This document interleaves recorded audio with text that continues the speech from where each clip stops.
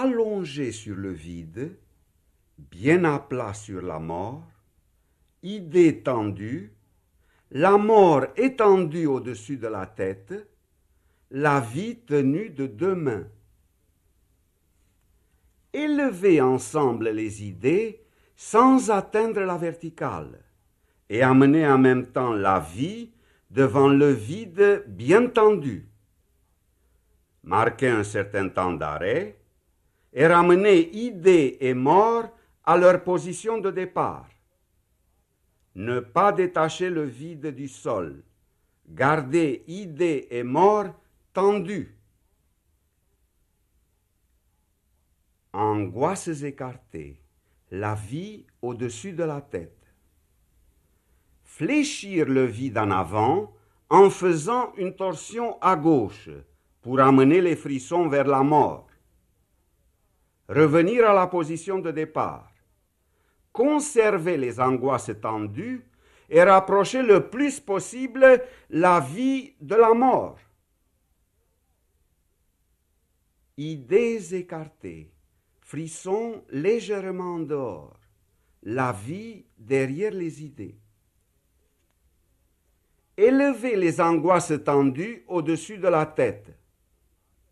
Marquer un léger temps d'arrêt et ramener la vie à son point de départ.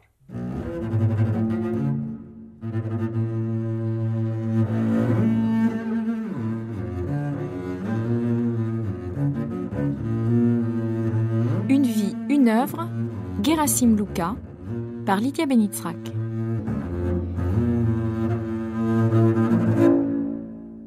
Gerasim Luca est l'auteur très jeune, comme je dirais, d'une poétique qui est en même temps un programme existentiel, ce que j'appelle ontopoétique, parce que vie et poésie font une. Sa vie ne peut pas être séparée de sa poésie. C'est peut-être pour cette raison aussi que nous avons tellement peu de choses, peu de détails, peu d'informations sur sa vie. Sa vie, il faut la chercher dans son œuvre.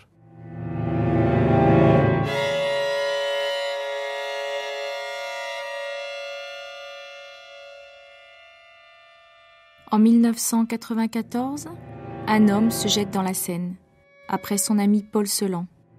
C'est Gerasim Luca, le surréaliste né en Roumanie qui avait fait du français une langue étrange, la sienne, une langue orale qu'il lisait lui-même, renversant d'un même verbe l'esprit et le corps.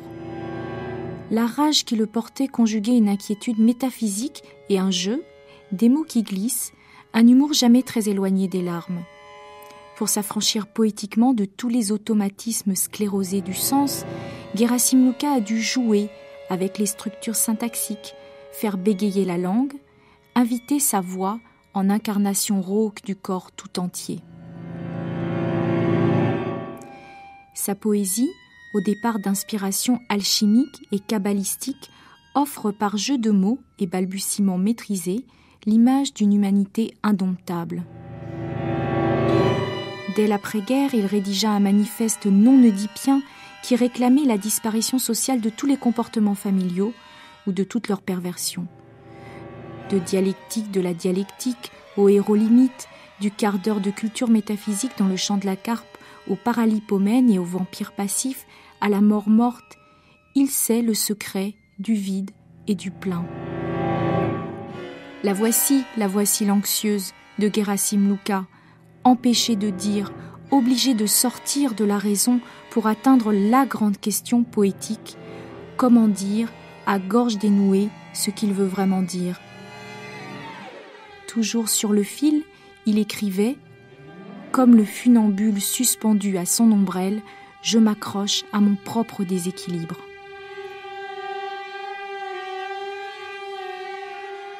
La manière de maman de s'asseoir, sa manie de s'asseoir sans moi, sa manie de soi, sa manière de wa, le soir, de s'asseoir le soir sans moi, La manie de la manière chez maman, la manie de soi, le soir là, de s'asseoir là, de s'asseoir oui, de s'asseoir non, le soir là, là où la manière de s'asseoir chez soi sans moi, s'asseoir à la manière de, à la manière d'une oie en soi, elle est la soi en soi, oui, oui et non. La manie et la manière de maman de s'asseoir chez soi sans moi. S'asseoir chez soi, chérie. Chez soi et toute seule, chérie. Le soir à la manière d'un cheval. S'asseoir à la manière d'un cheval et d'un loup, d'un châle-loup. Oh chérie, oh ma chaloupe de soie. Oh oui, s'asseoir non. S'asseoir le soir et toute seule chez soi. Oh non, non.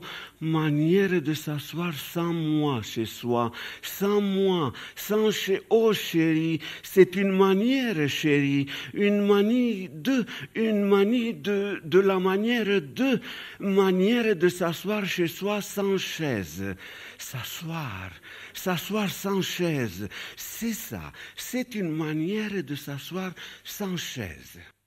L'exercice de la pensée chez Lucas, c'est presque lié à un exercice physique.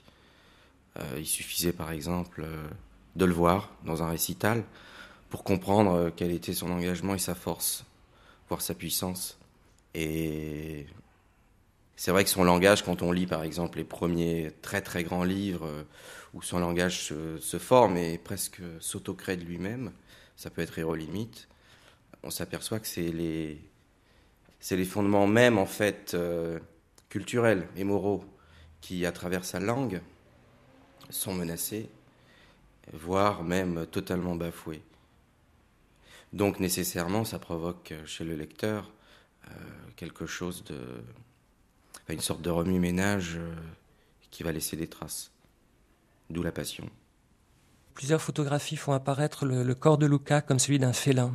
Il y a effectivement une très très grande force qui semble être en lui et qui semble capable en même temps de le projeter sur le monde extérieur. Et de fait, la mise en scène de son corps lui permet à la fois d'être ce noyau d'énergie capable de réinventer le monde, comme le fait le poème passionnément, et lui permet en même temps d'être chacun des objets de ce monde et de donner voix à chacun des objets de ce monde. Et donc il y a ce double pouvoir centrifuge de projection sur le monde et pouvoir effectivement en même temps de concentration sur soi d'une énergie prête à rejaillir. Glacé par un frisson, prémonitoire, il obéit au rite, jusqu'à la fin. Pendant 1 minute, 2 minutes, rien ne se produisit. Rien. Puis, en observant le mur, Gerasim Luca crut pouvoir distinguer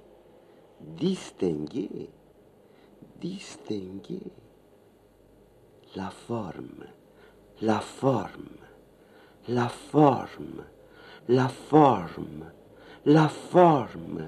de Gerasim Luca, qu'il avait lui-même tracé et qui semblait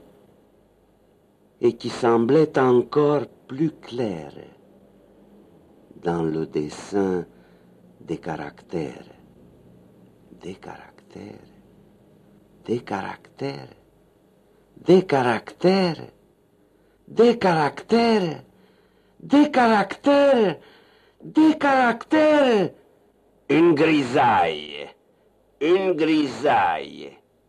Une grisaille s'étalait à l'intérieur des contours. Une brume de Gerasim Luca qui se renforçait à l'image de Gerasim Luca jusqu'à ce qu'il ne pût plus voir les ornements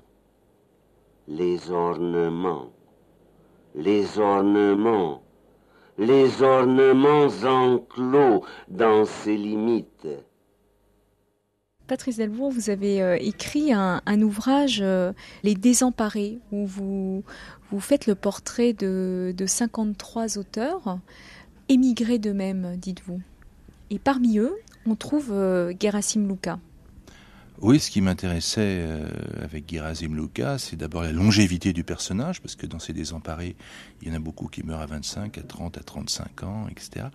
Et lui a atteint le vénérable âge de 80 ans et plus, 81, 82, pour glisser dans la scène et prendre congé de ce monde qui n'aimait pas les poètes, qui n'aimait pas les rebelles comme lui.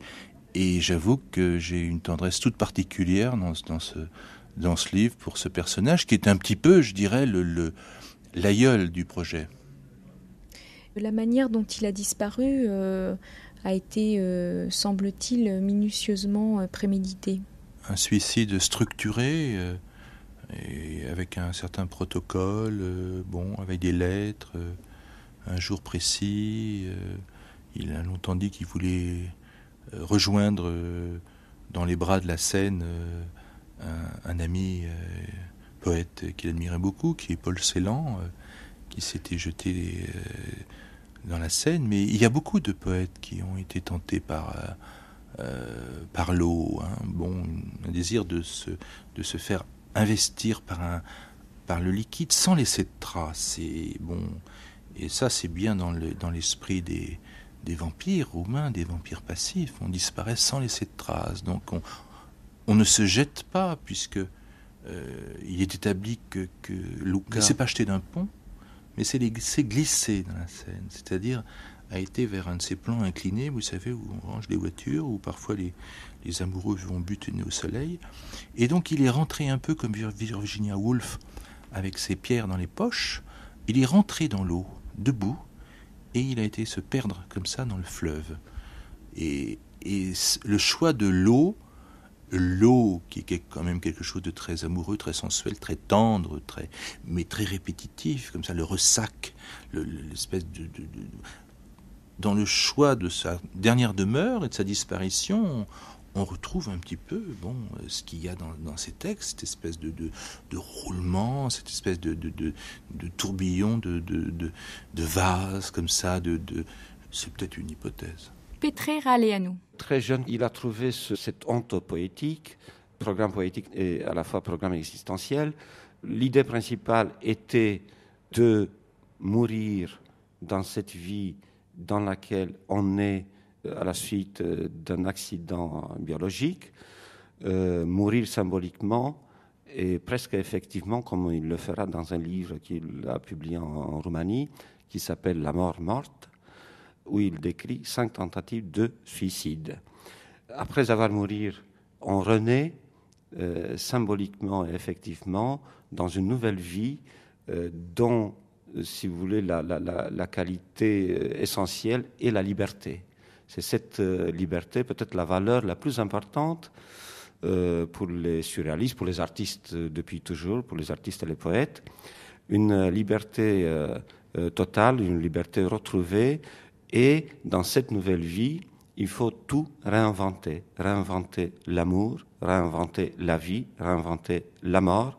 Très cohérent avec lui-même, les livres qui suivent vont avoir comme titre « L'inventeur de l'amour ». Et c'est justement, il poursuit ce programme, comme je disais, poétique et existentiel à la fois. Ce qui est étonnant, c'est que plus tard, quand il arrive en France, et qu'il va écrire en français, bien sûr, il va continuer son programme poétique, et on voit que ces œuvres écrites en roumain, en Roumanie, qu'il traduit seulement beaucoup plus tard, 40 ans, 50 ans après, s'intègrent naturellement dans son œuvre française. Et là, ça nous montre cette cohérence tout à fait remarquable qui s'établit entre les écrits roumains et les écrits français. Ces premiers écrits roumains deviennent en France ces derniers écrits. La mort morte, un loup à travers une loupe. Et ça, c'est comme l'arbre inversé, dont parle aussi Paul Celan dans ses poèmes. C'est la situation d'un exilé qui a les racines dans l'air, dans le ciel, et dont les ramures deviennent racines. Et dans la nature, il paraît qu'une telle situation, un arbre dans une telle situation peut s'adapter pour vivre comme ça. Donc Gerasim Lukács réalise ce symbole de l'arbre inversé, ce qui prouve cette cohérence tout à fait extraordinaire qui s'établit entre les deux phases de sa vie et de son œuvre. Est-ce qu'à votre avis, Thierry Garrel, il est possible vraiment de dépasser cette pensée oedipienne, d'être dans le non-Oedipe ? Dans le non-Oedipe, c'est-à-dire, je pense en tout cas que c'est la libération que propose toute la poésie de Gerasim Lukács. Et il la propose comme finalement une remise en question des axiomes, de l'homme axiomatique qui a été posé, on dirait en Occident, et dont Oedipe est la figure principale, dans à la fois l'homme créé, à la fois l'homme, la filiation, à la fois l'institution, à la fois Et donc c'est une révolution de l'amour, puisqu'il est un de ses livres qu'il a lui-même traduit et qui a été publié en français, s'appelle L'inventeur de l'amour, Inventatore Iubirii, qu'il avait écrit donc en roumain en 1944, je crois, ça a été publié. Donc c'est un dépassement d'un horizon humain finalement fermé par la figure d'Oedipe. Entre la nuit de ton nu et le jour de tes joues, entre la vie de ton visage et la pie de tes pieds, entre le temps de tes tempes et l'espace de ton esprit, prête-moi ta cervelle, cède-moi ton cerceau, entre la fronde et les pierres, entre la fronde de ton front et les pierres de tes paupières, entre le bas et le haut, entre le bas de tes bras et le haut de tes os, entre le dos et le la, entre le dos de ton dos et le la de ta langue. Cède-moi ton cerceau, ta cédille, ta certitude, cette cerise. Cède-moi cette cerise, entre les raies de ta rétine et le riz de ton iris. Alors vous, Sébastien Reichmann, vous avez eu l'occasion de rencontrer Gerasim Lukács. Est-ce que vous vous souvenez de la toute première impression que vous avez éprouvée en le rencontrant ? Oui, bien sûr, je me souviens très bien. Je suis allé à Montmartre parce qu'il habitait rue Joseph de Maistre. On rentrait, il y avait de la place pour rien. Il y avait un lit qui occupait, je vais dire, 3/4 de la pièce. Et puis autour, il y avait une sorte de, on va dire, des étagères sur lesquelles il y avait des objets. Des peintures posées tout le long des murs, comme ça. Ça, je me souviens très bien. Et alors, Gerasim Lukács était pratiquement couché sur le lit, couché sur le ventre, hein, et il avait la tête comme ça posée sur les bras, quoi, devant lui. Il m'a fait signe de m'asseoir. Il y avait quand même 2 fauteuils. Je me suis assis. Et il y a eu une sorte de... J'avais l'impression de parler avec... pas avec le Sphinx, mais quelque chose de ce genre-là, parce que il disait presque rien. C'était quelqu'un de très très sérieux qui pesait chaque mot. C'est comme dans la poésie, hein. Il parlait comme dans ses livres. Pas en vers, hein, mais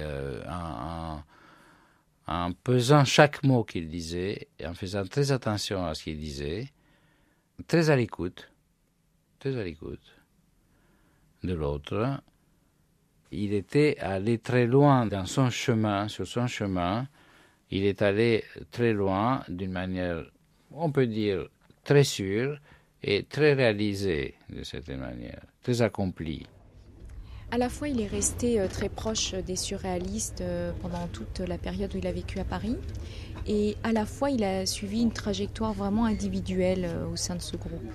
Oui, il a été, si vous voulez, dans les années 30, un des fondateurs du groupe surréaliste roumain, et donc en liaison épistolaire avec Breton et les surréalistes. Il est venu juste avant la guerre, il a rencontré Breton. Il y a eu un rapport un peu fort. Puis il est retourné en Roumanie juste à l'orée de la guerre. Et ils ont existé pendant la guerre. Ils étaient quelques-uns comme groupe surréaliste roumain. Mais très vite, quand il est arrivé en France, en 1952, il a été bien autre chose que surréaliste. Il était un poète singulier, seul, et le poète de Nonedipe, enfin, c'était la pensée nonedipienne et la poésie nonedipienne, ce qui n'avait finalement plus rien à voir avec le surréalisme, se manifeste, et quand les gens en parlent, ils font souvent le lapsus anti-oedipien. L'anti-Oedipe, c'est Deleuze et Guattari, hein. Le manifeste que Gerasim Luca a écrit à la fin de la guerre en Roumanie, qui a disparu d'ailleurs, qui n'existe plus, c'était le premier manifeste non-oedipien, pas du tout anti-oedipien. La pensée de Luca n'est absolument pas une pensée anti, c'est une pensée du dépassement, c'est une pensée de la dialectique, comme il disait. Donc non-oedipe. Et non-oedipe, c'est plus que le surréalisme, c'est au-delà du surréalisme, et c'est encore une rupture au-delà, dans l'histoire, on pourrait dire, de la pensée et de la poésie. Et bien sûr, dans les années 50, en France, quand il était avec Micheline, il a donc rencontré Micheline Cathy, peintre, très vite, et ils ont vécu ensemble jusqu'à sa mort. Et bien entendu, ses amis proches, ou un certain nombre de ses proches, étaient plutôt surréalistes. Il était ami avec Victor Bronner, qui était un de ses condisciples, roumain aussi, installé en France avant, avec Wilfredo Lam, avec un certain nombre mais plutôt comme une planète qui serait à distance de la constellation surréaliste et qui aurait des rapports avec... c'était quand même ces années-là le deuxième surréalisme, hein, à Paris. Et puis par ailleurs, au niveau des choix de vie, ils ont vécu dans une extrême pauvreté. C'était un vrai poète qui n'a jamais fait aucune concession, qui ne pouvait pas d'ailleurs. C'était même pas simplement une posture morale. C'était son être. Il était absolument poète, et comme un absolu poète, il a aussi vécu une vie matérielle extrêmement précaire et difficile. À Montmartre, rue Joseph de Maistre, ils habitaient. Accouplé à la peur, comme Dieu à l'odieux, le coup engendre le couteau, et le coupeur de tête, suspendu entre la tête et le corps, comme le crime entre le cri et la rime. Luca, en tant que grand loup solitaire, c'est quelqu'un qui perpétuellement, bien sûr, derrière tout ça, a voulu sublimer lui-même sa propre grande timidité et presque son refus et son inadaptation aux structures sociales. Mais il a fait la guerre avec une dignité extraordinaire. Je pense que c'est quelqu'un volontairement et absolument en guerre. Avec tous les enjeux, bien sûr, que cela réclame, et les défaites. Les défaites aussi, c'est peut-être aussi le cri qui se perd précisément dans l'immense solitude dans laquelle il est. D'ailleurs, là, on ne peut pas ne pas penser à son dernier message. Son dernier message qui est quand même absolument terrible quand il a disparu. Puisqu'il a simplement, je crois, de mémoire comme ça, juste laissé « je n'ai plus rien à faire ici, dans un monde où il n'y a pas de place pour les poètes ». Alors vous dites, Sébastien Petitbon, que Gerasim Luca est en guerre, mais c'est vraiment une guerre où il se retrouve tout seul, puisqu'il renie la famille, les groupes politiques, et même dans le groupe surréaliste, on peut dire qu'il a suivi vraiment une trajectoire individuelle. Oui, il est seul, profondément seul, après cependant avoir renoncé à une sorte, non pas d'activité collective, mais peut-être d'échange. Il a eu des échanges quand même extrêmement profonds où il a tenté l'aventure pendant une courte période, certes c'était surtout autour des années 50, avec quelques autres personnes qui pouvaient être Rodansky, Claude Tarnot, le photographe Gilles Herman ou Béatrice de la Sablière. Ça c'est une période aussi un petit peu mythique et qui reste un peu secrète. Tout ça a pivoté autour de la fameuse aventure de la Marie-Jeanne, mais dont je ne parlerai pas là. Mais il y a eu quand même chez Luca, avant sa grande volonté de faire la guerre et de rester seul jusqu'au bout, de s'agréger quand même quelques grandes participations, je dirais, affinitives, presque des participations d'essence.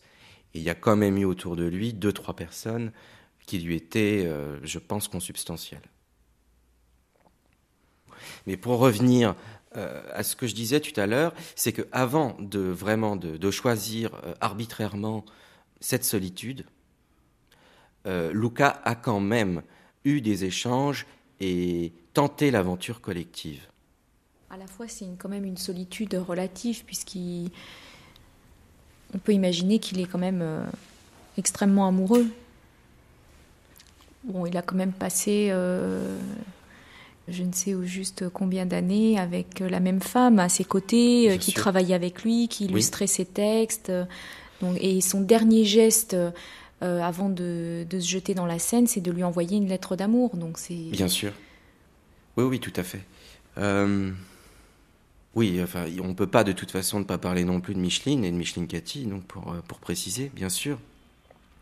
Et je dois dire qu'en plus, je pense que avoir eu, n'est-ce pas, la chance pendant des dizaines d'années, en fait, de partager l'intimité d'un tel être, c'est forcément quelque chose d'extraordinaire et forcément quelque chose aussi qui a dû être aussi invivable parfois, tant l'exigence était haute.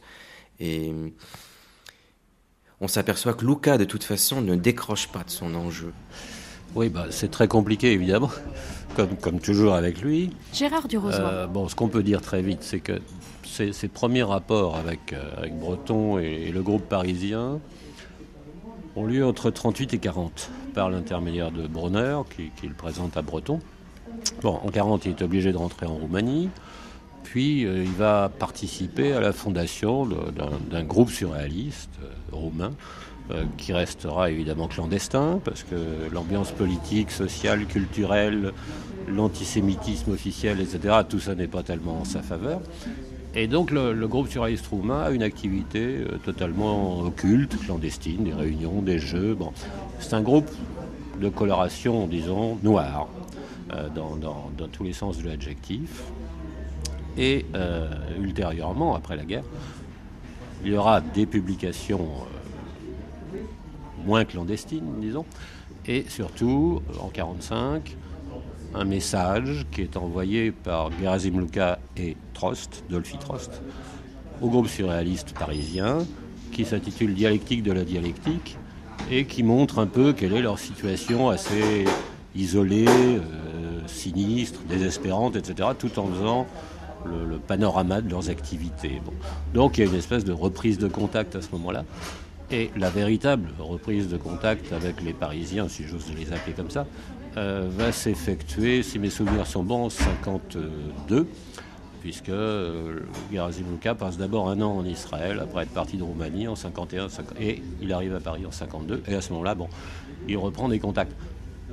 Ça ne veut pas dire que, comment signifier ça simplement, qu'il est fait officiellement partie du groupe parisien, ça veut dire qu'il avait des relations avec un certain nombre de membres du groupe, qu'il y avait de grandes amitiés, mais qu'il a eu une activité en quelque sorte parallèle, par des interventions très déroutantes, très dérangeantes, qui n'étaient pas habituelles même dans le groupe parisien, et qui venaient évidemment de son propre passé roumain et du côté clandestin qu'il avait développé en Roumanie et du côté noir, du côté exacerbé, un peu démoniaque, entre guillemets, enfin avec tous les guillemets qui s'imposent, et des théories qu'il avait élaborées justement sur l'érotisation du prolétariat, la réinvention de l'amour. C'est quand même quelqu'un qui ose affirmer que l'amour est né en 1945, parce que c'est en 1945 qu'il le redéfinit. Donc ça veut dire que ses interventions par rapport au groupe parisien étaient toujours étrangement perçues. Il y avait des gens que ça enthousiasmait, et il y en avait certainement que ça n'enthousiasmait pas du tout, parce que ça n'avait pas du tout l'apparence d'une conformité aux habitudes surréalistes. Et dès 1945, justement, dans la dialectique de la dialectique, ce message qu'ils envoient, Trost et Gerasim Luca déploraient que le surréalisme finisse par aboutir à des espèces de pratiques rituelles, de petites choses comme ça, finalement pas très dangereuses. Et ils revendiquaient, au contraire, pour leur part et pour leurs activités, une sorte de danger permanent, un travail sur l'intériorité, sur la subjectivité qui soit beaucoup plus approfondi et sans doute beaucoup plus tortueux que ce qu'ils connaissaient du travail parisien.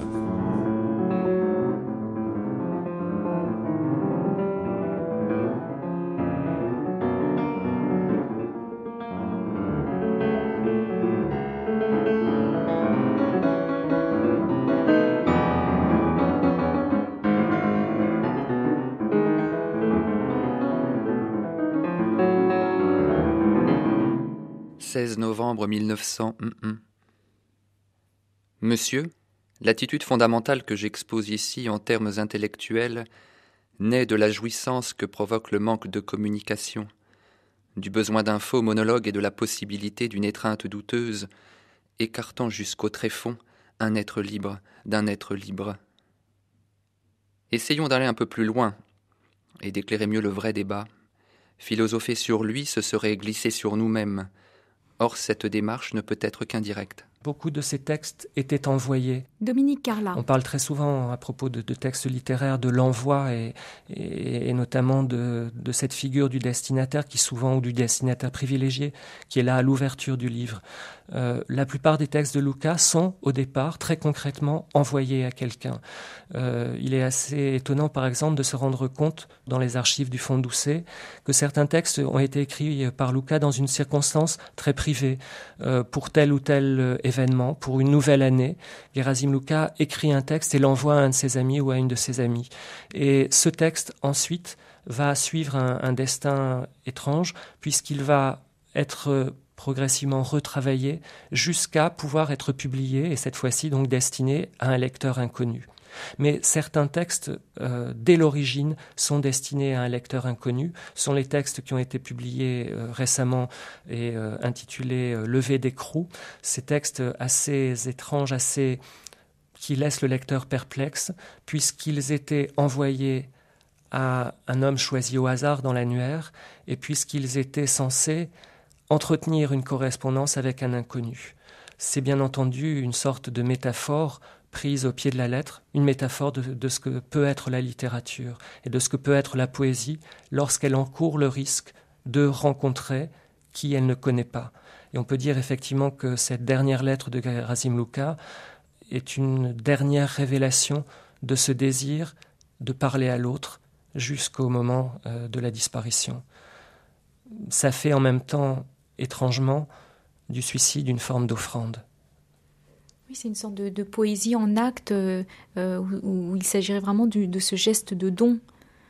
De ce geste de don qui là encore a été très central dans la pensée du XXe siècle. On peut penser à ce qui apparaît autour de ce thème et de cet acte dans le collège de sociologie, dans tel ou tel texte de bataille, autour du potlatch et autour de ces études du don primitif.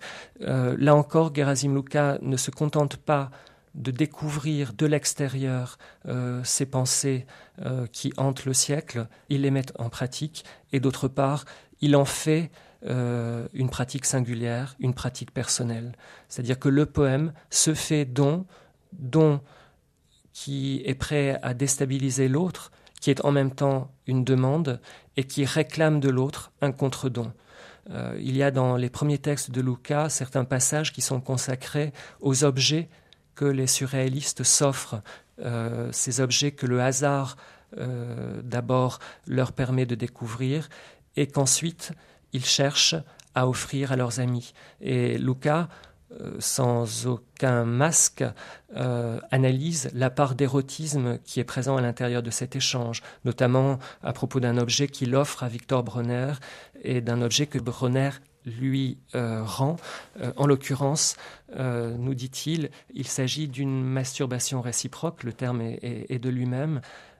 Ce que Gerasim Luca met en scène à l'intérieur du geste de don et de contre-don, c'est la charge érotique de ce geste. C'est une demande d'amour en même temps qu'une offre d'amour. Et cela prend évidemment toute sa saveur lorsqu'il s'agit de deux amis très proches, comme pouvaient l'être donc Gerasim Luca et Victor Bronner, dont Luca, pendant des années, a hanté l'atelier. C'était son ami le plus proche, et de fait, beaucoup de poèmes ont été illustrés par Victor Bronner. C'est-à-dire que l'échange est une rencontre, mais cette rencontre est loin d'être désintéressée. C'est ce que dit Luca avec beaucoup d'humour.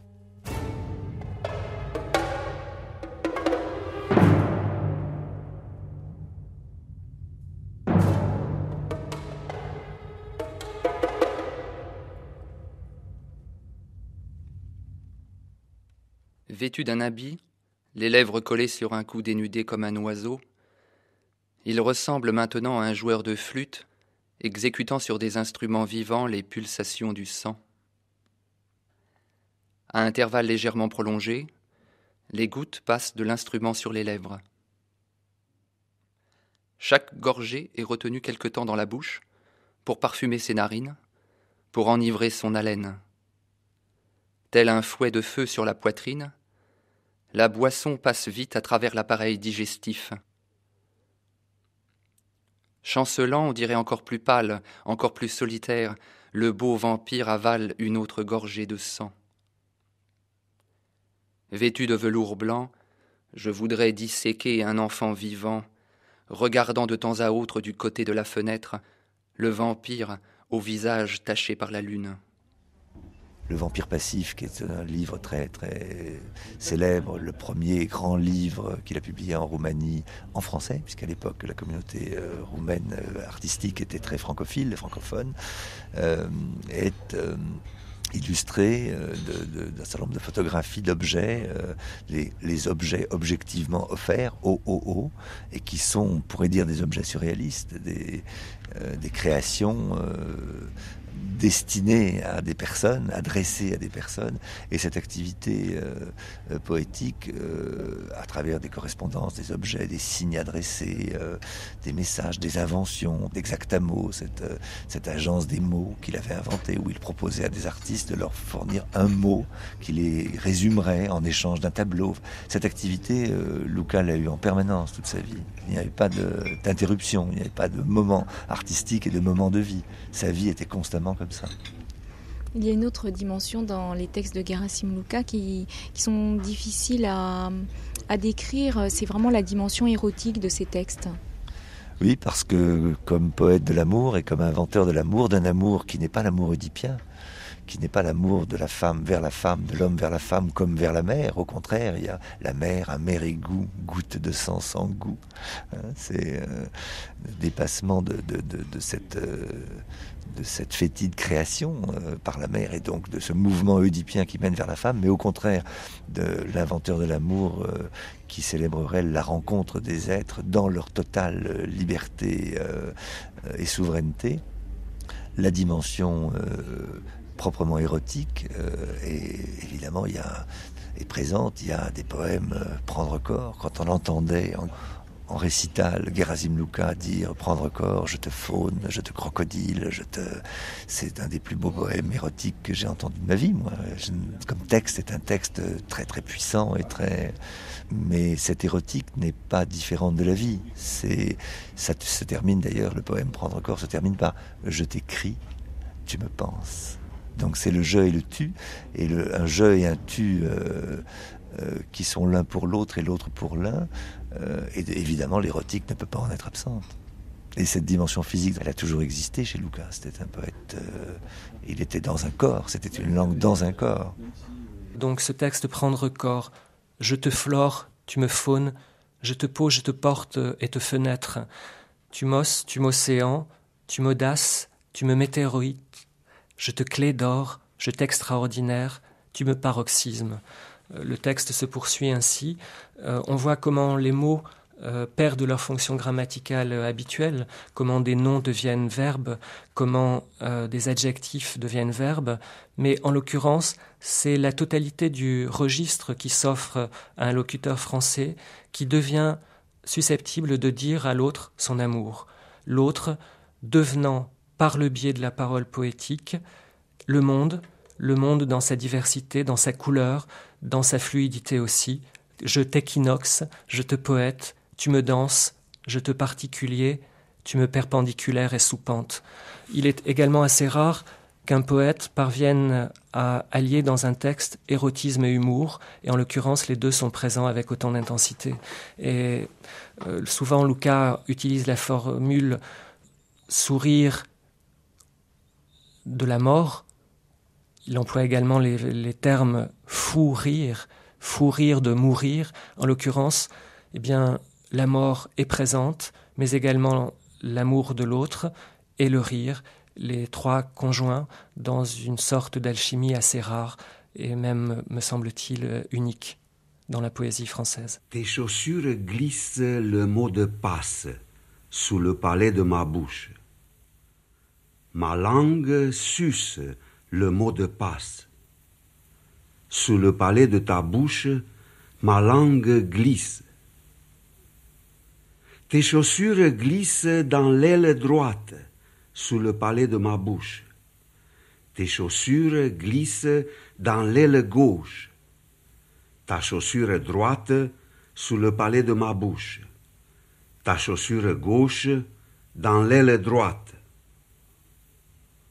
Ma langue glisse dans ta chaussure droite. Ma langue chausse ta chaussure gauche. Sous le palais de ma bouche, tes chaussures chaussent ma langue. Ta langue suce le mot de passe. Dans ta chaussure gauche, ma langue glisse. Sous le palais de ma bouche, ta chaussure droite. Et vous, Patrice Delbourg, vous avez eu l'occasion de l'entendre en récital? Oui, je l'ai entendu dans une salle du Centre Beaubourg. C'était à la fin des années 80 et il donnait non plus un récital, il appelait ça des performances, c'est-à-dire que comme un athlète, d'ailleurs il se posait vraiment comme un athlète. C'était un homme qui avait donc encore à l'époque 76 ans je crois exactement et qui était extrêmement robuste, impeccablement bâti, sans une once de graisse, très, très musculeux, très, très tonique, qui était prêt à bondir comme un tigre sur son texte. Et je l'ai vu se préparer, faire des exercices d'assouplissement, faire des exercices un peu d'ébriété avec le présentateur animateur qui était là, c'est-à-dire il avait une petite fiole je pense que c'était du whisky, à moins que ce soit de l'Armagnac, mais je pense qu'il fonctionnait plutôt au whisky. Donc se mettre en train, se mettre vraiment dans son récital, avant de bondir sur le texte, sur le mot, comme un pitbull sur son os, et faire un parcours sans faute, comme on dit à Longchamp, un parcours souvent assez long. Il y avait un entracte, mais il pouvait lire 50-55 minutes sans arrêt, sans discontinuer, sans aucune faute, sans aucun remords, sans aucune retouche, à tel point qu'on se demandait parfois si ce n'était pas vraiment un comédien qui lisait un texte. Et ça fait partie des mystères de Gerasim Luka. Est-ce que ce n'était pas le comédien Luka qui lisait un texte dont il n'était pas l'auteur, mais qu'il avait vraiment investi tout le suc physiquement et corporellement? Il me semble que quand on le voyait justement dire ces textes, au cours d'une espèce de récital performance, ça avait quelque chose de très émouvant parce qu'on s'apercevait que d'abord il y avait les postures physiques, il y avait sa façon de tenir son livre, alors qu'on peut supposer quand même qu'il n'avait à la limite plus besoin de lire le texte, mais il fallait à chaque fois qu'il se replonge dans son propre texte. Et tout ça donnait le sentiment que le langage, la voix, le corps d'où tout ça sortait était totalement unifié. Il y a eu une espèce de tension assez exceptionnelle, parce que j'ai quand même vu pas mal de poètes lire leurs textes, mais je dois dire que Luka lisant ses textes, c'était un cas unique, où on avait l'impression que quelque chose se construisait devant les spectateurs. Et ce qui se construisait, c'était une unité à la fois corporelle et verbale. Et peut-être que chez Gerasim Luka, cette volonté est très, très tôt apparue et elle a été maintenue pendant toute son existence avec un caractère assez exceptionnel, et c'est sans doute ça qui le rend également fascinant, indépendamment de la qualité poétique de ses textes. C'est ça qui le transforme un petit peu en une espèce de mythe pour un certain nombre de personnes aujourd'hui. C'est que soit on a eu des contacts avec lui, alors évidemment c'est marquant, soit on n'en a pas eu, et d'une certaine façon ça suscite une espèce de nostalgie, parce que on se dit mais on a certainement raté quelque chose. Et je crois que la présence de Luka confirmait que son écriture était vraiment vitale, que c'était pas du tout des jeux poétiques au sens de la poésie un peu cucu telle qu'on peut la faire n'importe quand. Il y avait pour lui là-dedans un engagement qui mettait en jeu vraiment son existence.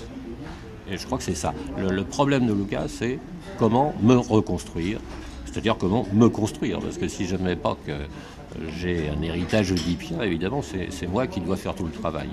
Et tout ce travail, il passe par le refus de l'héritage. Donc aussi bien l'héritage d'une langue déjà faite que l'héritage d'un monde artistique déjà fait, c'est l'écubomanie, que l'héritage de la façon dont on peut rencontrer quelqu'un, c'est les objets objectivement offerts, ou bien le jeu sur le hasard, ou bien des choses comme ça. Et tout converge vers une volonté de s'affirmer comme d'une totale indépendance et d'une entière nouveauté. Alors, Gerasim Luca est né à Bucarest en 1913, mais dès sa naissance, il y a un problème concernant son nom qui va augurer toutes les questions qui tournent autour de l'identité par la suite. Petre Raleanu. Oui, peut-être parce que Zolman Locher, ce n'est pas un nom très courant, très habituel en Roumanie. Donc, souvent, ces biographes, ces commentateurs hésitent entre plusieurs orthographes de ce nom. On peut comprendre que celui, le petit fonctionnaire qui a dû l'enregistrer dans le registre d'état civil, a pu l'écrire d'une autre façon. Plus tard, ses amis l'appelleront Zola. Et on trouve dans une revue de l'époque, Alger, les années 1930, Zola, ce surnom dans les pages de cette revue. On comprend que c'était l'appellation que ses amis lui donnaient, écrit avec 2 L. Mais Gerasim Luca va rester quand même l'identité de celui qui écrit et l'identité qui est assumée aussi par la personne Gerasim Luca, parce qu'il faut, je crois, souligner que lorsqu'il a 17 ans et qu'il veut publier ses premiers textes, il veut trouver un nom d'écrivain. Et alors, un de ses amis lui présente le nom Gerasim Luca. Ça lui a plu, il a accepté tout de suite. Et c'est seulement par la suite qu'il a appris l'histoire de ce nom, c'est-à-dire c'était une annonce à la rubrique d'essai dans un journal. Gerasim Luca, archimandrite du mont Athos, un linguiste émérite. C'était, si vous voulez, c'était en quelque sorte l'irruption du hasard objectif dans sa vie. Voilà. Et on remarque, Petre Raleanu, cette volonté de couper vraiment les amarres, notamment avec cette idée de rester apatride, de ne plus être considéré comme un Roumain, de se considérer comme plutôt un écrivain français, puisqu'il s'est vraiment approprié cette langue et il en a vraiment fait quelque chose qui lui appartient en propre. Et il a résisté tant que c'était possible pour ne pas avoir de papier de nationalité française, en fait. Voilà, en fait, c'était au nom de cette liberté dont je parlais. Il est resté en quelque sorte toujours un marginal, dans ce sens que même dans le groupe surréaliste, il a été un surréaliste, bien sûr, à 100%, mais en même temps, il a poussé le surréalisme plus loin. C'était le trans-surréalisme, c'était l'au-delà du surréalisme demandé par Breton dès 1947. Gerasim Luca, je pense qu'il a réalisé cet au-delà du surréalisme, donc ce qui le plaçait en marge du surréalisme. Et dans la vie, c'est pareil. C'est peut-être au nom de cette liberté absolue qu'il avait retrouvée par l'anti-Oedipe, qu'il ne voulait pas effectivement être, placé dans une case roumain ou français. Il était de nulle part, il était de partout. Et puis, je voudrais vous signaler une autre chose, c'est que il arrive en 1952, en 1953, il publie son premier livre en français en France. Donc c'est un étranger dans la langue française, ce qui a remarqué Gilles Deleuze. C'est un étranger, il a une approche d'étranger de la langue française, un étranger qui rend la langue française intraduisible. Parce que on ne peut pas avoir dans une autre langue les révélations qu'on a avec Gerasim Luca du français, quand il nous dit que Dieu est dans le Dieu, l'erreur est dans la terreur, la vie dans le vide, l'amour dans la mort, ainsi de suite. Donc c'est seulement quelqu'un qui est de nulle part, qui peut vraiment mener une telle action sur la langue. Il m'est difficile de m'exprimer en langage visuel. Il pourrait y avoir dans l'idée même de création, créaction, quelque chose qui échappe à la description passive telle qu'elle découle nécessairement d'un langage conceptuel. Dans ce langage, qui sert à désigner des objets, le mot n'a qu'un sens ou deux, et il garde la sonorité prisonnière. Qu'on brise la forme où il s'est englué, et de nouvelles relations apparaissent. La sonorité s'exalte, des secrets endormis surgissent. Celui qui écoute est introduit dans un monde de vibrations qui suppose une participation physique simultanée à l'adhésion mentale. Libérer le souffle et chaque mot devient un signal. Je me rattache vraisemblablement à une tradition poétique, tradition vague et de toute façon illégitime. Mais le terme même de poésie me semble faussé. Je préfère peut-être ontophonie. Même s'il veut rester comme ça dans une coupure radicale par rapport à ses origines, on ne peut pas dire, Dominique Carla, qu'il a ce rapport au français en l'abordant comme une sorte de matière sonore, justement grâce à l'étrangeté, la sienne ou celle de cette langue par rapport à lui. Très certainement. Une étrangeté qui en même temps est assez étrange dans la mesure où il la manie avec beaucoup plus de dextérité que la plupart d'entre nous. C'est certain qu'il manie la langue française peut-être avec autant de violence que le ferait quelqu'un pour qui c'est la langue maternelle, et en même temps peut-être avec une dextérité, une habileté et aussi une souplesse qui lui vient effectivement de l'étrangeté initiale de cette langue. Le français, pour l'époque où il l'a entendu prononcer, c'était la langue de la culture. C'est-à-dire que la violence faite à la langue me semble également indissociable de la violence faite à la culture. Une culture qui, en l'occurrence, est une culture humaniste qui n'a pas pu empêcher au XXe siècle l'exercice de la violence, l'exercice nazi de la violence notamment. Et je pense que dans le geste qui consiste à refuser une identité fixée, à une nation, et en même temps à élire une langue étrangère, entre guillemets, comme sa propre langue, il y a le témoignage d'une histoire qui n'est donc pas revendiquée, dans la mesure où l'identité s'efface, mais qui en même temps est là comme une sorte de bagage invisible et présent de façon permanente. À l'orée d'un bois dont les arbres sont des idées élancées, et chaque feuille une pensée aux abois.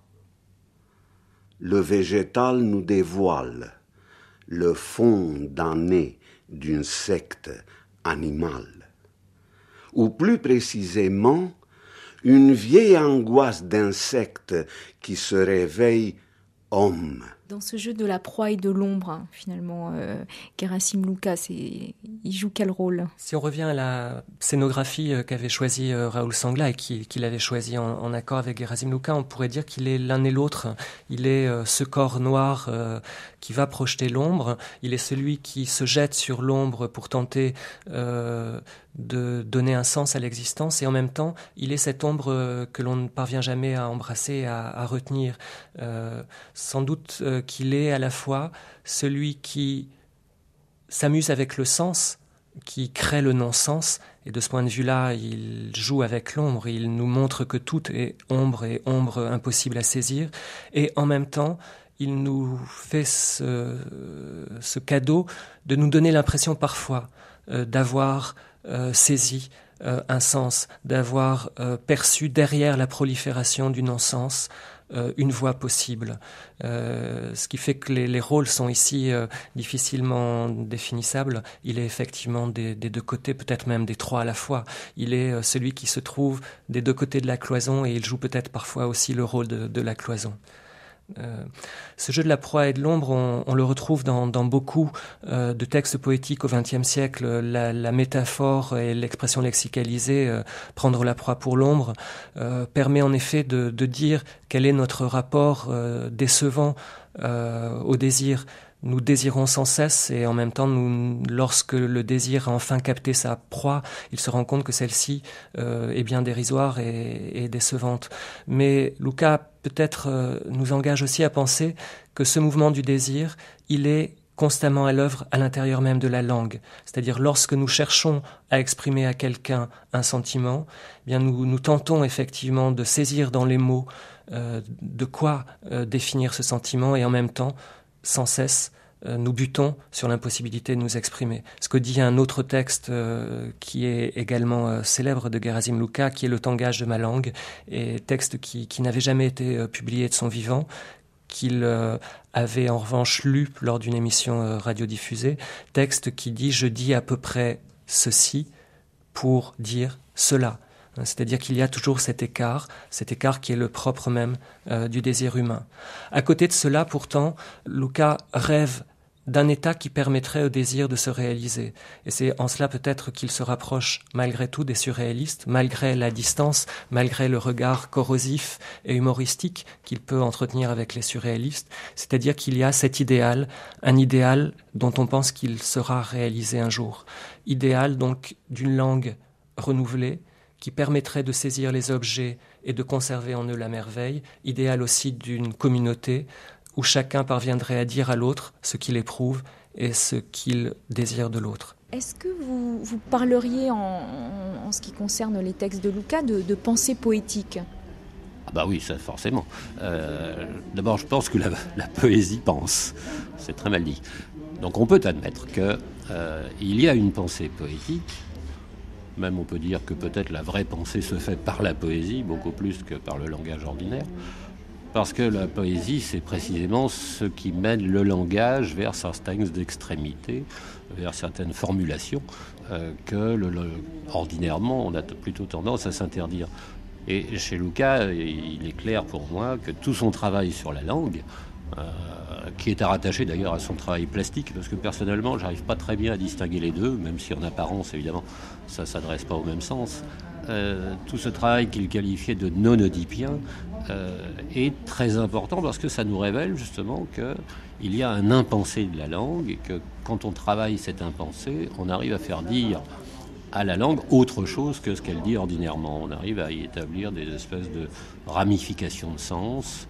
On arrive à découvrir des transferts de signification d'un mot à l'autre ou d'un fragment de mot à un autre fragment de mot qui sont tout à fait équivalents à de véritables révélations et qui effectuent comme ça des parcours intellectuels, des parcours subjectifs, des parcours affectifs qui peuvent mener la pensée extrêmement loin, en tous les cas beaucoup plus loin que l'utilisation ordinaire ou rationnelle du langage.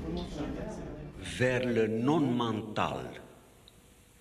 Vers de terre sous un haut talon, la pensée tourne autour d'elle-même, avec une frénésie statique comparable au ver de terre sous un haut talon, comparable à son tour à la pensée, qui tout en tournant sur elle-même, retourne sur elle-même, avec une frénésie statique comparable. En tournant, non pas comme une table, ou du moins pas encore, la pensée retourne sur elle-même avec une frénésie statique comparable au ver de terre sous un haut talon et non pas au verre d'eau sur une table tournante. Elle tourne autour d'un ver de terre, qui tourne autour d'un corps, qui retourne au ver de terre et à la terre qui tourne.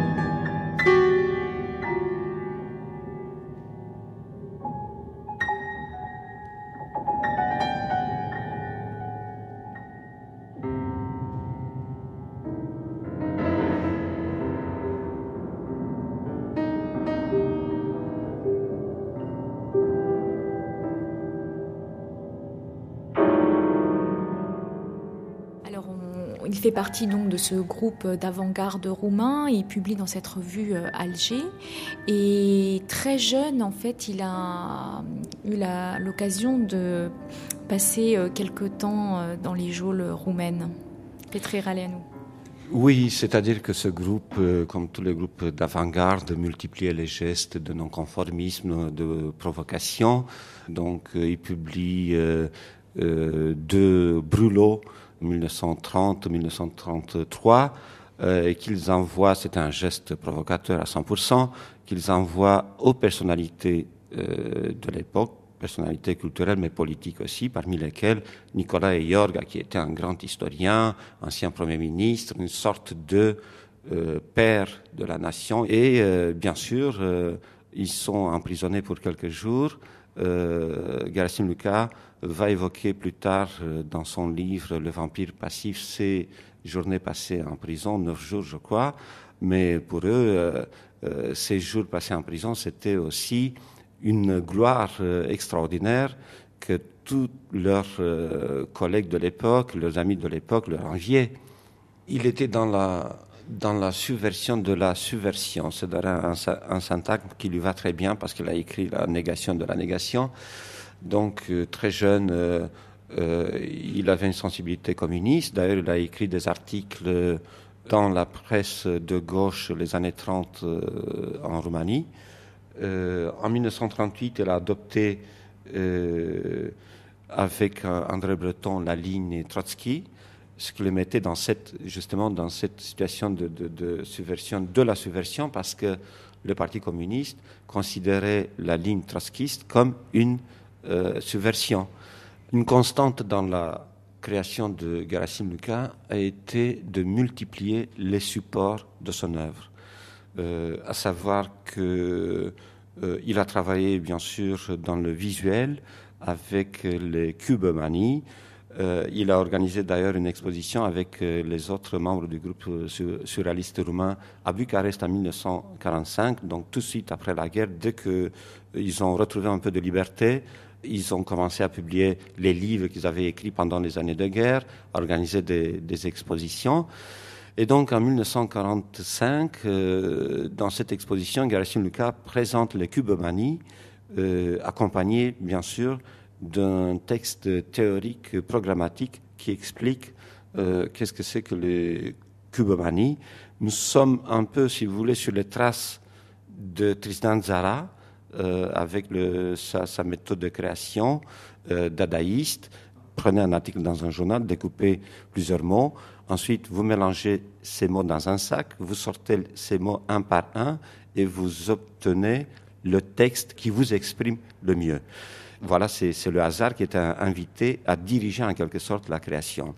Gerasim Luka va encore plus loin parce qu'il dit, sur une place publique, prenez une maison, prenez plusieurs piétons, prenez plusieurs objets, mélangez tout ça et puis vous les disposez selon les lois du hasard et vous obtenez une création.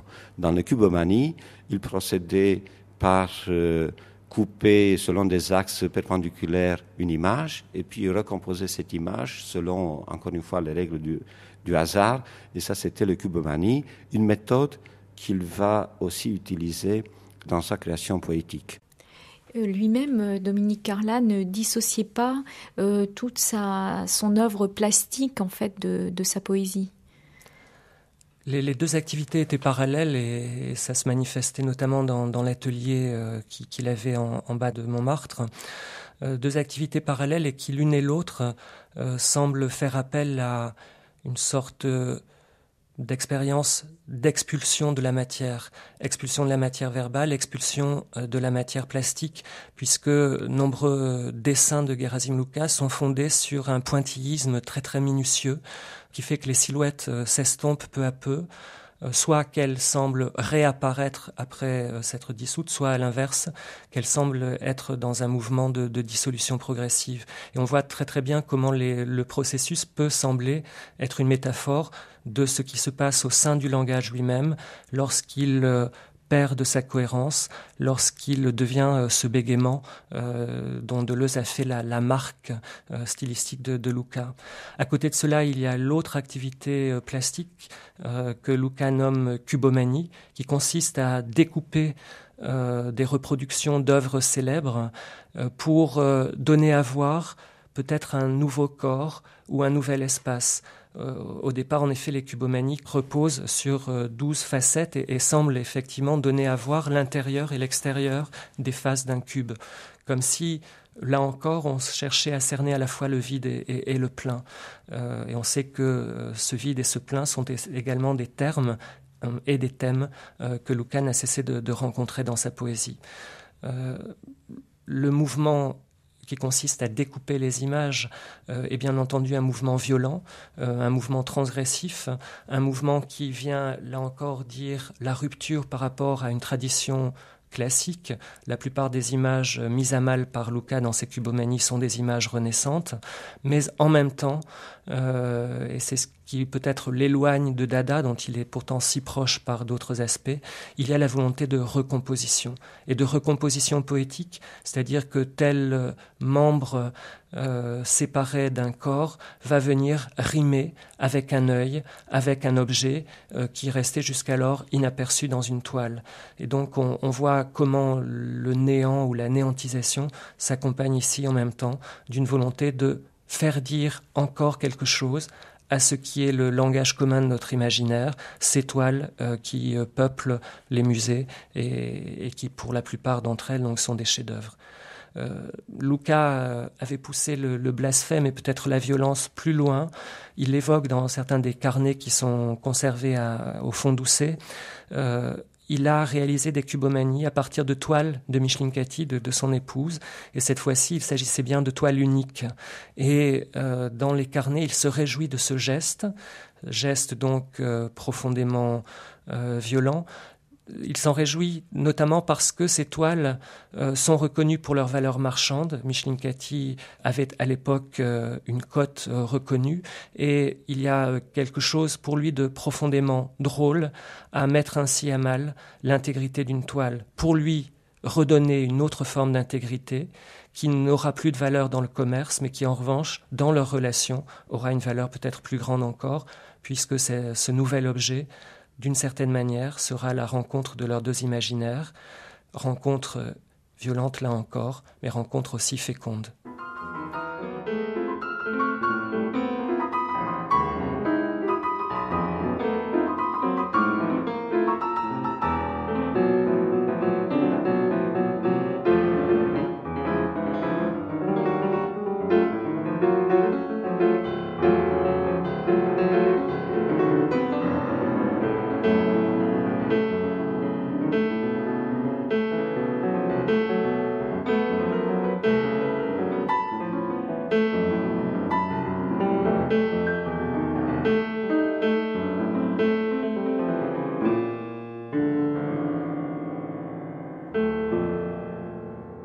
Passionnément.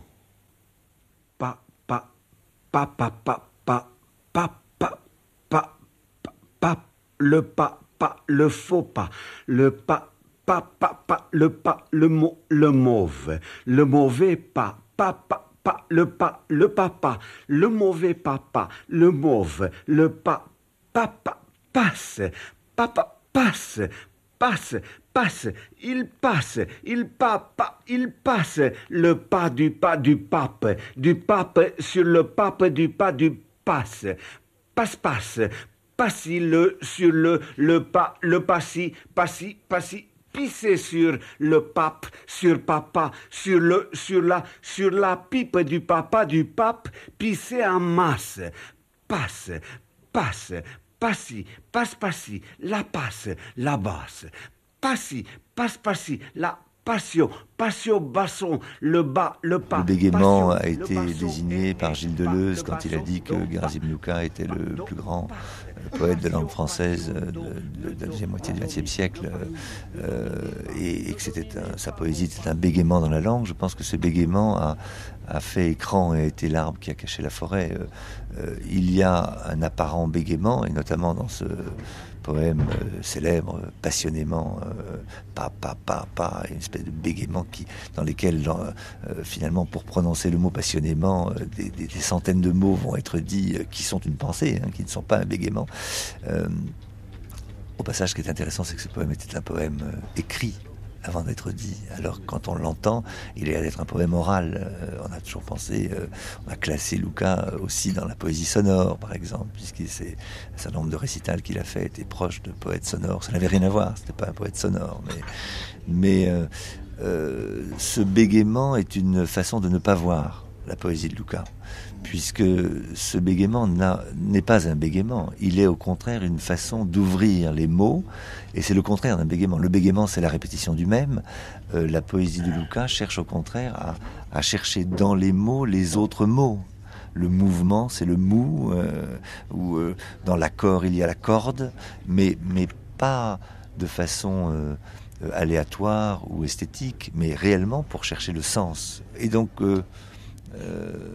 je pense que ce travail dans la langue, qui a tellement d'ailleurs interpellé un certain nombre de penseurs, de philosophes, je pense à Lacan, Jacques Lacan et sa bande, comme on disait, venait au récital de Gerasim Luca, lui qui a érigé le jeu de mots comme un des ouvreurs de la pensée psychanalytique, fasciné par ce travail d'engendrement du sens que la poésie de Luca opérait à l'intérieur des mots et avec les mots mêmes. Mais je pense que c'est la poésie même de Luca. C'est-à-dire que Non Édipe est constitutivement, ce dépassement dont on parlait tout à l'heure, est constitutivement lié à la fois une perplexité absolue sur l'homme axiomatique, sur les axiomes de l'homme, mais surtout sur une perplexité absolue devant la gangue du langage, et donc devant la nécessité de le mettre en crise en le faisant sonner et en entendant tout ce qu'il nous cache tout le temps.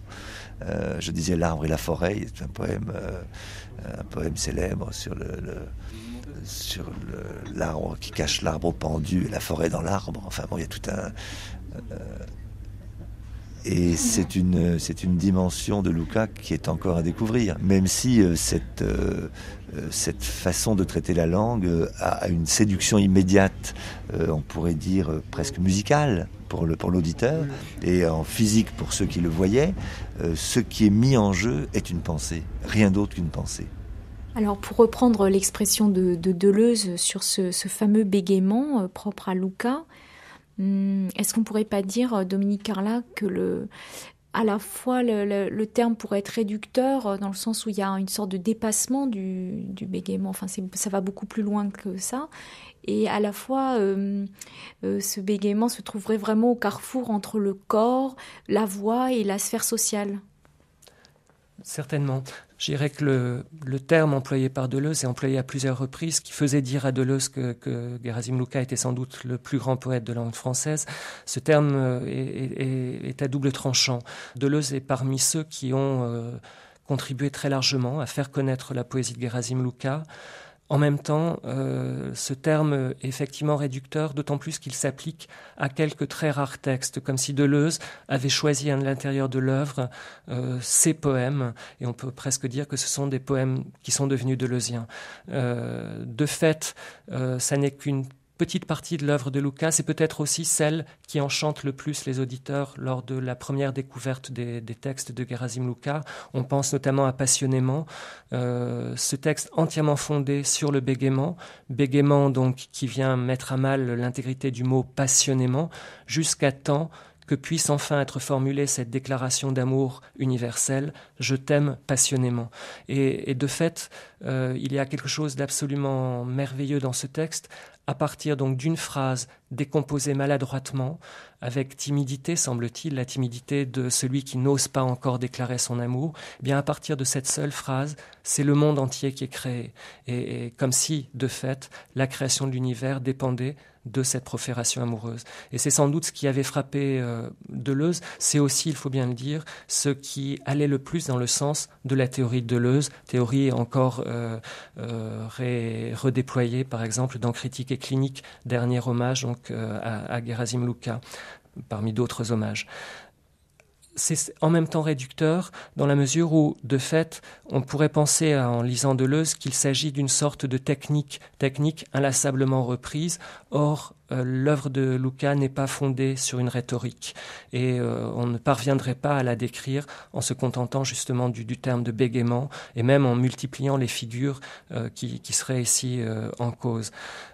C'est ce qui explique par exemple la complexité de plus en plus grande des textes de Lukács qui deviennent des textes poétiques et théâtraux au fur et à mesure que l'œuvre se développe, et on pense ici à théâtre de bouche, c'est-à-dire qu'il n'y a plus un seul personnage, mais plusieurs personnages qui interviennent, comme autant de facettes de la langue qui est habitée par le poète. La langue a plusieurs têtes, la langue a aussi plusieurs corps, et ce sont ces corps et ces têtes qui se manifestent, qui se disputent, qui cherchent à avoir les uns sur les autres la prééminence, et qui finalement vont se résoudre au silence.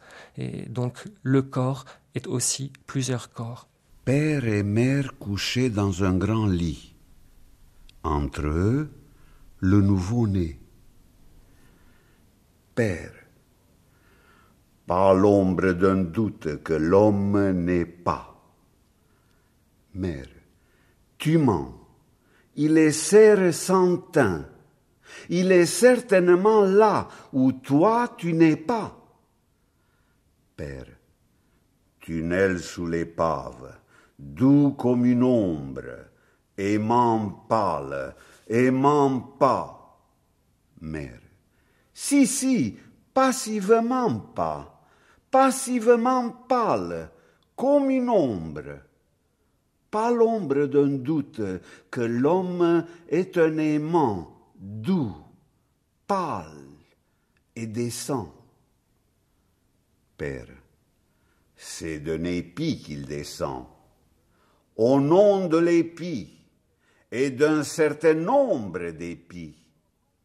C'est au nom de cette espèce d'épicier de l'essence que l'homme a été sué, puis épuisé et sucré.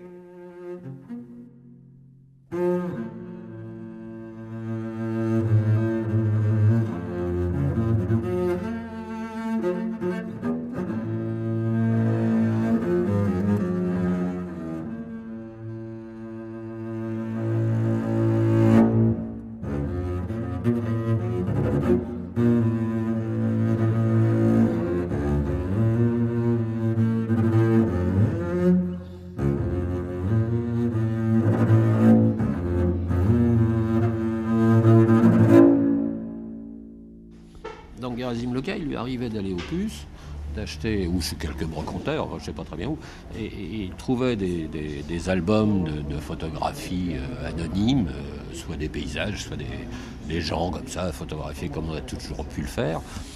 Et on constate que sur chaque page, donc sur le support de la photo, il écrit une petite ligne.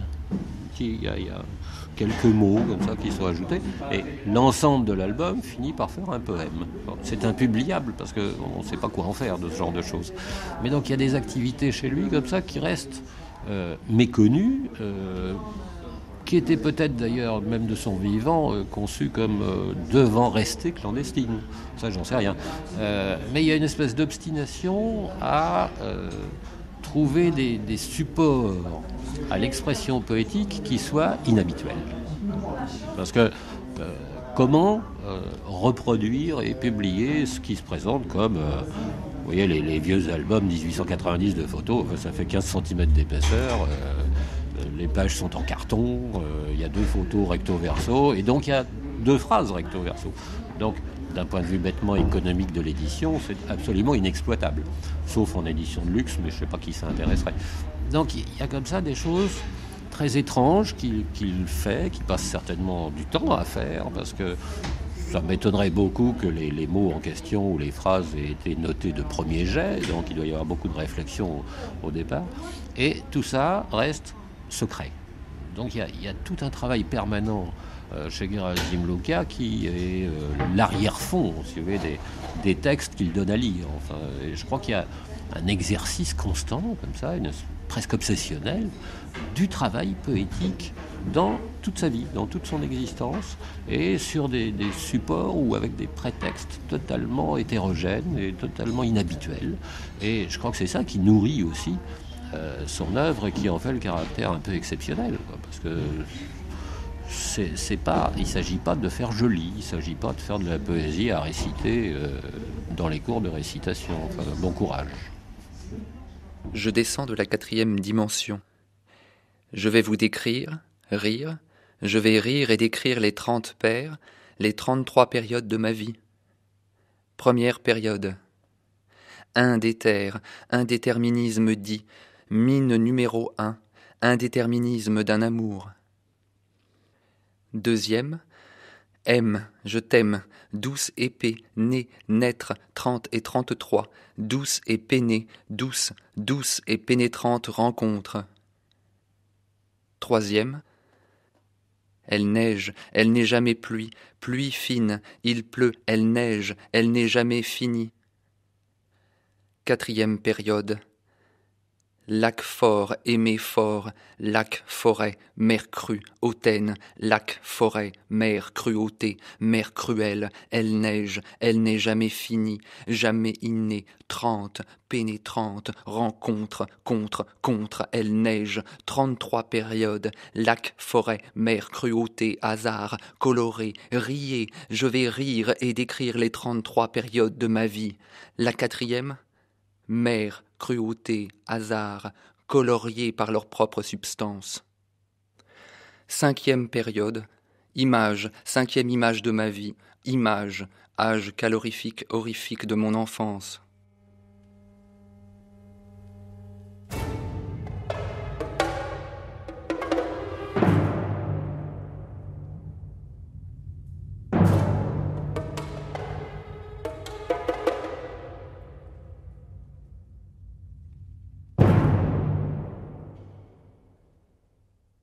Oui, on dirait, Dominique Carlin, que Luka se permet de passer outre et la pensée psychanalytique et les pensées philosophiques et même les surréalistes, en fait.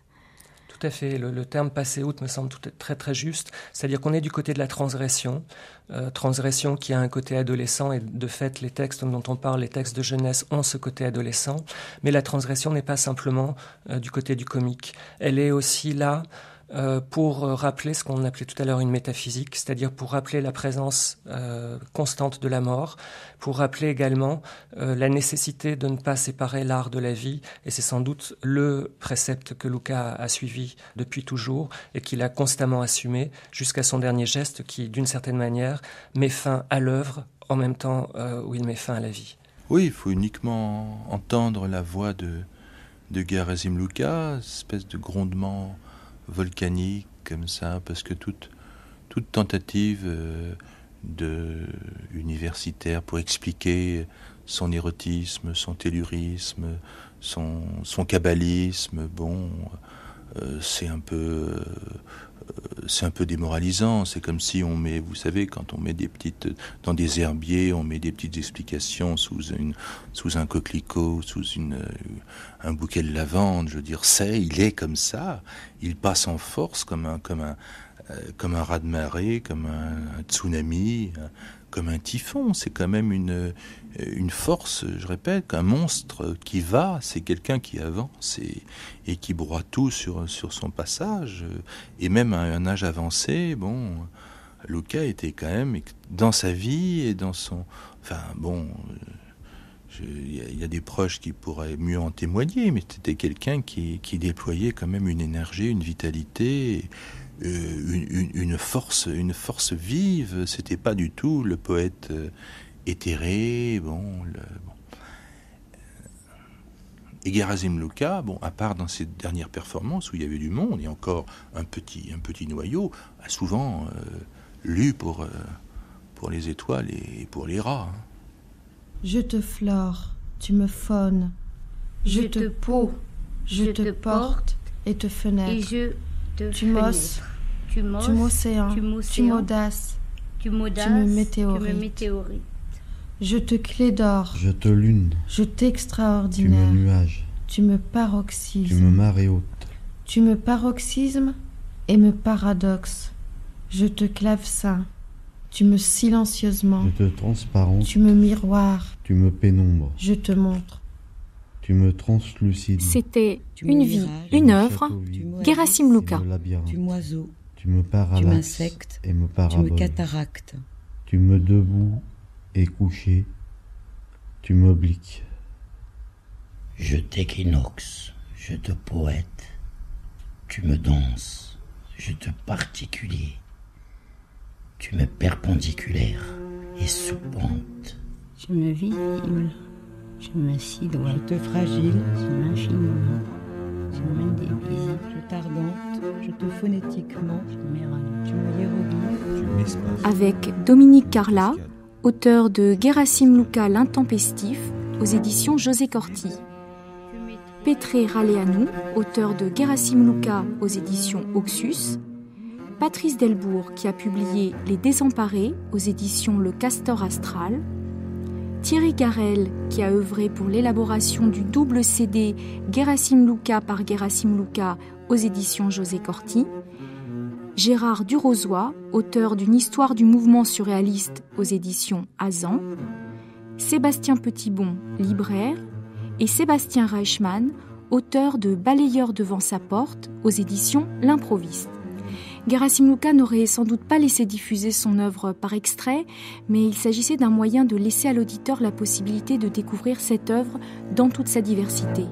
D'autres émissions de France Culture ont été consacrées aux lectures de Gerasim Luka dans leur intégralité, notamment Poésie sur parole d'André Velter, les ateliers de création radiophonique de René Farabé ou Mi-fugue, mi-raisin de Bertrand Jérôme. Bien des textes inédits sont conservés à la bibliothèque littéraire Jacques Doucet à Paris, ce qui laisse penser qu'on est loin d'avoir fini de découvrir l'œuvre de Gerasim Luka.